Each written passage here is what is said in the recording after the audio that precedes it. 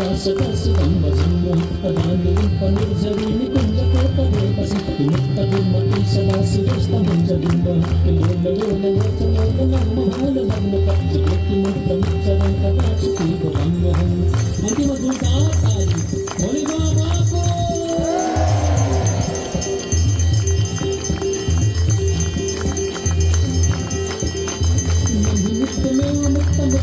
मस्तकं पुष्करं ब्रह्मरोग शक्ति संतर नित्यमेव मस्तकं पुष्करं ब्रह्मरोग शक्ति संतर हरे गुरु सुभक्तिनाशि याति तन्नतंगति मोहनं हि देहि नमः संतरश्य संतर मोहनं हि देहि नमः संतरश्य संतर मोहनं हि देहि नमः संतरश्य संतर बाबा पशुपतिनाथ को